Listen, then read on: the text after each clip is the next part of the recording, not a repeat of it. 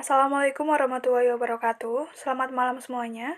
Pada kesempatan kali ini, kami akan mempresentasikan laporan akhir entrepreneurship kelompok 2 dengan produk ular tangga dengan merek Lexiliv Snake and Leather. Oke, yang pertama izinkan saya memperkenalkan anggota kelompok saya. Yang pertama ada Anissa Rifakirana, saya sendiri, dengan NIM 55. Yang kedua ada Humaira Salwaning Ratri dengan NIM 41. Yang kedua ada Satya Putra Pamungkas dengan NIM 60. Dan yang keempat ada Nanda Rizky Ayu Safitri dengan NIM 61. Oke, yang pertama ada background atau latar belakang dan alasan mengapa kami memilih produk ular tangga untuk diproduksi. Oke, alasannya adalah karena pembelajaran bahasa Inggris seringkali menjadi hal yang menyulitkan bagi generasi muda. Hal ini disebabkan oleh beberapa hal. Yang pertama, karena bahasa Inggris bukan bahasa utama mereka, dan juga peran orang tua yang kurang mementingkan bahasa Inggris. Sehingga kemampuan bahasa Inggris bagi generasi muda di Indonesia itu sangat kurang. Oleh karena itu, kami berupaya untuk merancang permainan yang bisa meningkatkan skill bahasa Inggris mereka dengan cara yang menyenangkan, tidak hanya menyenangkan, tapi juga edukatif. Oke, yang kedua ada tujuan pengembangan produk. Tujuan kami mengembangkan produk ini adalah untuk membantu generasi muda untuk mempelajari bahasa Inggris. Lebih spesifik lagi, untuk membantu mereka belajar berbicara bahasa Inggris. Mengapa demikian? Karena semua kartu tantangan yang kami produksi ini mengandung perintah untuk berbicara bahasa Inggris, sehingga konsumen tidak hanya bermain ular tangga, tapi juga konsumen bisa belajar berbicara bahasa Inggris. Oke, yang ketiga ada deskripsi produk. Jadi, Lexiliv Snake and Leather merupakan permainan ular tangga klasik. Namun, yang membedakan produk kami dengan produk yang lain adalah karena produk kami dilengkapi dengan kartu tantangan bahasa Inggris.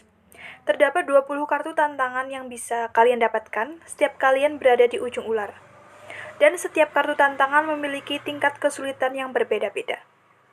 Kemudian kami memilih Ivory 210 sebagai bahan dasar produk karena kertas ini lebih berkualitas dan tahan air. Kemudian ukuran dari produk kami adalah 25 cm x 25 cm. Oke, selanjutnya saya akan melanjutkan proses pengembangan produk dan di sini beberapa tahapan yang kami lalui dalam mengembangkan produk kami. Yang pertama itu ada konsep awal.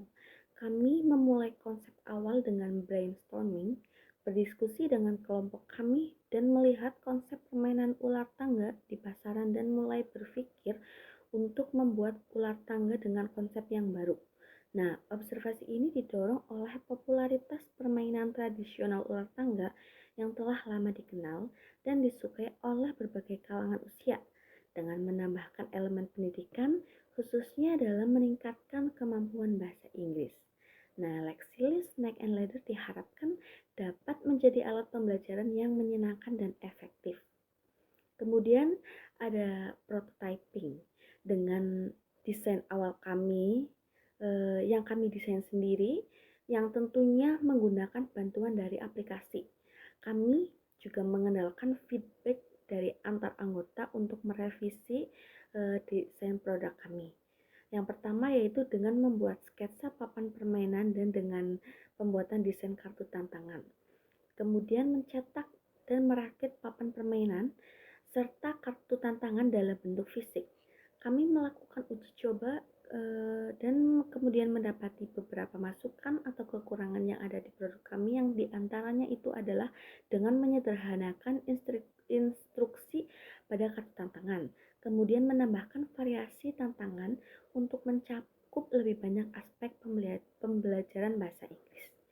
Kemudian juga mengoptimalkan desain visual agar lebih menarik dan tidak membingungkan pemain.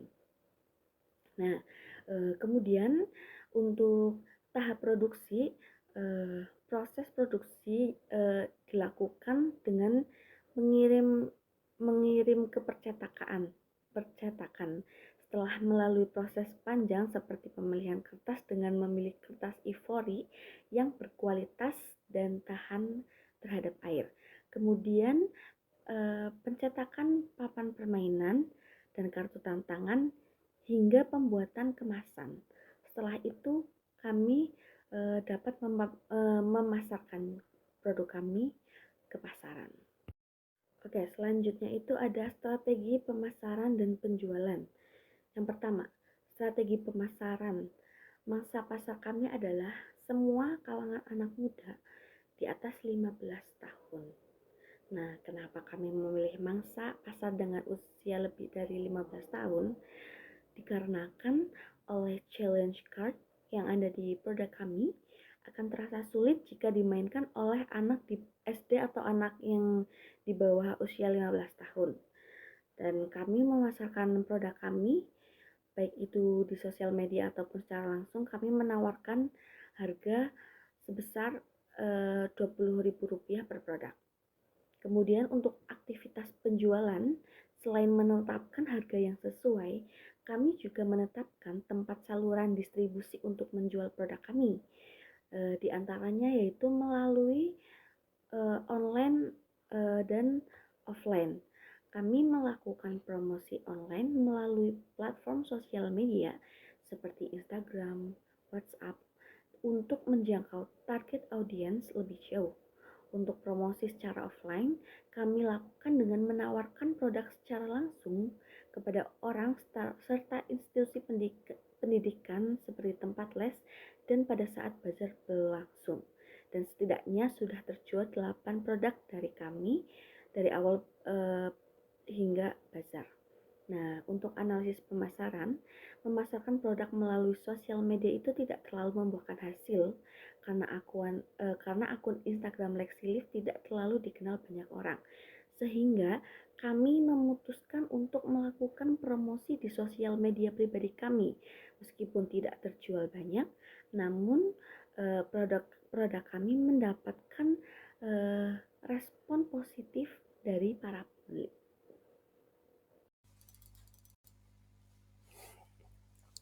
Oke, slide selanjutnya, testimoni pembeli. Analisis testimoni. Lexilive Snack and Leather telah menerima berbagai feedback positif dari konsumen. Banyak dari mereka yang menyatakan bahwa mereka lebih termotivasi untuk belajar bahasa Inggris karena tantangan yang disediakan produk kami sangat menyenangkan dan tentunya interaktif. Mereka mengapresiasi kualitas fisik papan permainan yang tahan lama dan desain kami yang menarik. Testimoni positif dari mereka memiliki dampak signifikan terhadap citra produk kami. Pujian dari mereka membantu kami membangun reputasi Lexilive Snack and Leather sebagai produk yang menyenangkan dan edukatif. Testimoni dari mereka juga membantu meningkatkan penjualan dari Snack and Leather yang bertajuk Lexilive. Slide selanjutnya, laporan keuangan.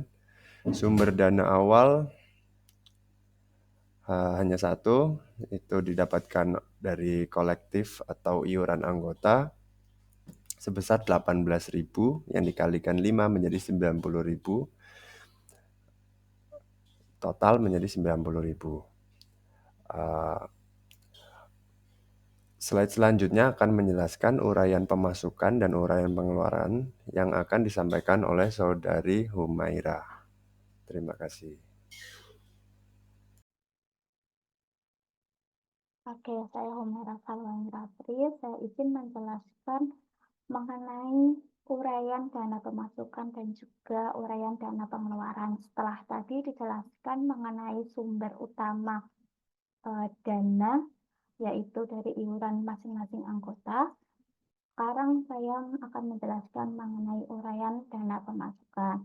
Oke, kami alhamdulillah mulai menjual produk, memulai mempromosikan produk itu sekitar bulan April dan juga Juni. Oke, pada bulan April dan awal Juni itu kami promosikan secara langsung juga secara lewat WA seperti itu WA dari masing-masing anggota. Nah, itu alhamdulillah terjual 5 buah. Kemudian pada hari H Bazar itu alhamdulillah kami juga bisa menjual sekitar 3 produk, di mana jika dijumlahkan itu kita berhasil menjual 8 produk, yang mana kami menjualnya dengan harga jual 20.000 satu produk, itu yang yang mana itu sudah melalui pertimbangan matang-matang dari mulai harga eee, bahan produksi sampai dengan tenaga yang dibutuhkan. Nah, kami mendapatkan dana pemasukan sebesar Rp160.000. Kemudian untuk pengeluarannya, untuk pengeluaran yang pertama itu untuk cetak sampel produk itu sebesar Rp10.000. Itu kami mencetak hanya satu produk. Kemudian setelah melalui proses revisi, kami mencetak produk lagi sekitar 8 produk, yang mana harga satuannya itu sekitar Rp8.750. Nah, harga ini kenapa lebih murah daripada harga cetak sampel produk, karena ukuran dari produknya sendiri sudah direvisi menjadi lebih kecil, seperti itu. Yang kemudian kami memutuskan untuk mencetak stiker merek dagang, itu satuannya sekitar 827. Kami mencetak 8 buah, yang mana itu menjadi 6.616. Kemudian kami ada biaya pemotongan produk juga, itu untuk memotong dari cetak produknya juga cetak stiker itu sekitar Rp5.000, di mana seharusnya kami membayar sekitar 81.600-an, namun karena dari pihak printingnya terdapat diskon, jadi kami hanya membayar sekitar Rp58.630. Kemudian untuk pembelian set dadu pion permainan itu satu setnya sekitar 1.290-an, maka dari itu 8 produk sekitar 10.320. Kemudian untuk pembelian plastik kemasannya sendiri, untuk satu buahnya itu sekitar 260-an, kami membeli 8 buah, sehingga menjadi Rp2.080. Kemudian kami juga membeli pita kemasan untuk mempercantik produk, itu sekitar 2 meter, yang mana dalam 1 meternya itu sekitar Rp500. Jadi 2 meter Rp10.000.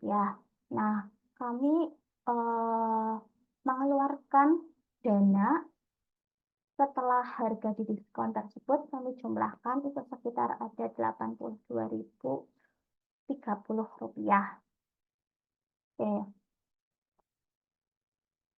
Nah, kemudian untuk rekapitulasi biaya dari sumber dana iuran anggota itu Rp90.000, kemudian pemasukannya tadi Rp160, kemudian pengeluarannya kami tadi Rp82.030, jadi totalnya Rp167.970.